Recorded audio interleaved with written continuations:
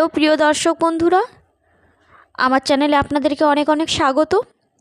আরও একটা নতুন ভিডিও নিয়ে আপনাদের কাছে আমি উপস্থিত হয়েছি। আজ আমি পুরীর জগন্নাথ মন্দির সম্পর্কে 10টি রহস্যের কথা ব্যাখ্যা করব। যেই রহস্যগুলোর কথা অনেকেই জানেন না, আবার অনেকেই জানেন। পুরীর জগন্নাথ মন্দির হলো একটি গুরুত্বপূর্ণ হিন্দু মন্দির, যা ঈশ্বর বিষ্ণুর একটি রূপ জগন্নাথকে উৎসর্গ করা হয়েছে। পুরী ভারতের পূর্ব উপকূলে উড়িষ্যা রাজ্যে অবস্থিত। সোমবংশের রাজা ইন্দ্রদ্যুম্ন পুরীতে ভগবান জগন্নাথের প্রধান মন্দির নির্মাণ করেছেন। বর্তমানে মন্দিরটি পূর্ববঙ্গা রাজবংশের প্রথম রাজা অনন্তবর্মন চোদাগঙ্গার দ্বারা পুনর্নির্মিত শুরু হয়েছে।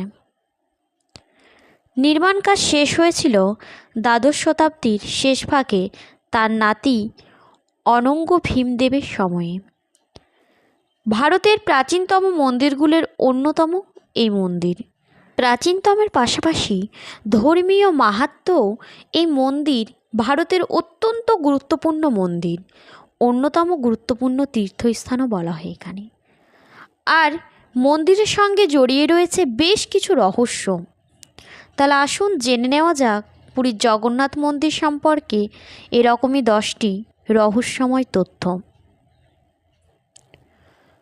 সাধারণত বায়ু যেদিকে প্রভাবিত হয় পতাকা সেদিকেই ওড়ে, কিন্তু আশ্চর্যজনকভাবে পুরীর জগন্নাথ মন্দিরে গম্বুজের ওপর যে পতাকাটি লাগানো থাকে সেটিকে সব সময়ই বায়ুপ্রবাহের বিপরীত দিকে উঠতে দেখা যায়। এটা কিভাবে সম্ভব তা এখনও কিন্তু জানা যায়নি। মন্দিরের মূল গম্বুজটি প্রায় 45 তোলা ভবনের সমান উঁচু। ঝড় ঝঞ্ঝা, ভূমিকম্প, যুদ্ধ যাই ঘটুক না কেন, মন্দিরের কোনো একজন সাধুকে প্রতিদিন ওই গম্বুজের ওপরে উঠে নিয়মিত পতাকাটি পরিবর্তন করতে হয়। যদি কোনো কারণে এটি একদিনও পরিবর্তন না করা হয় তাহলে নিয়ম অনুযায়ী মন্দির চত্বর পরবর্তী 18 বছরের জন্য বন্ধ রাখতে হবে। 1800 বছর ধরে এই ঐতিহ্য চলে আসছে। মন্দিরটির সর্বোচ্চ অংশে একটি সোজাভাবে লাগানো একটি সুবিশাল সুদর্শন চক্র রয়েছে। এটির উচ্চতা 20 ফুট এবং ওজন প্রায় 1 টন। কথিত আছে শহরের প্রতিটি দিক থেকে এই চক্রটিকে দেখা যায়। ভক্ত যেখানেই থাকুক না কেন তার দিকে সর্বদা ভগবানের দৃষ্টি আছে।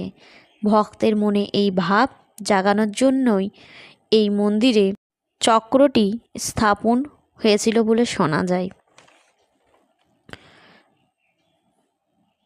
মজার বিষয় হলো 2000 বছর আগে গোপুরমে আনা হয়েছিল এই বিশাল চক্রটি এবং মন্দিরের ওপর স্থাপন করা হয়েছিল।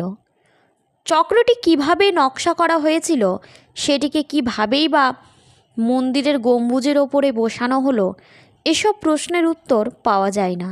সবই আজও ধাঁধা হয়ে রয়েছে। বিশ্বের যে কোনো জায়গায় দিনের বেলায় সমুদ্র থেকে বাতাস বয়ে আসে স্থলভাগের দিকে, আর রাতে উল্টোটা ঘটে, অর্থাৎ স্থল থেকে বাতাস বয়ে যায় সমুদ্রের দিকে। কিন্তু পুরীর ক্ষেত্রে জগতের এই নিয়ম খাটে না। এই শহরে দিনের বেলা স্থল থেকে বাতাস যায় জলে, আর রাতে ঘটে বিপরীতটা।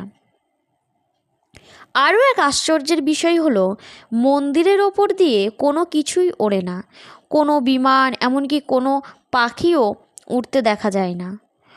আর এই আশ্চর্য ঘটনা এখনও পর্যন্ত কোনো যৌক্তিক ব্যাখ্যা পাওয়া যায়নি। মন্দিরটি এমনভাবে তৈরি করা হয়েছে যাতে কোনো সময়ই মূল খিলানের ছায়া দেখা যায় না। ভোরবেলা হোক কি দুপুর কিংবা গোধূলিতে কোনো সময়ই মূল খিলানটির ছায়া পড়ে না। অত্যন্ত জটিল ও বিস্ময়কর কৌশলের ফলে এটি সম্ভব হয়েছে। মন্দিরে পরিবেশিত প্রসাদ সম্পর্কে একটি অদ্ভুত কথা শোনা যায়। মন্দিরে দৈনিক পরিদর্শনকারীর সংখ্যা 2000 থেকে 20 লাখের মধ্যে ঘোরাফেরা করে।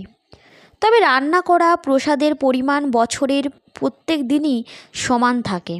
তা সত্ত্বেও নাকি কোনো দিনই প্রসাদ এতটুকু কম পড়ে না বা বেশিও হয় না। কাঠের জ্বালানি ব্যবহার করে মাটির হাঁড়িতে প্রসাদ রান্না করা হয়। অবিকল 7টি হাঁড়ি পরপর একটাকে আরেকটার ওপরে রাখা হয়। সবচেয়ে ওপরের পাত্রটিয়েই রান্না করা হয়।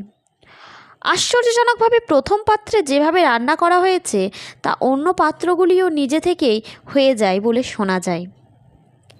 মন্দির থেকে সমুদ্রের দূরত্ব বেশি নয়।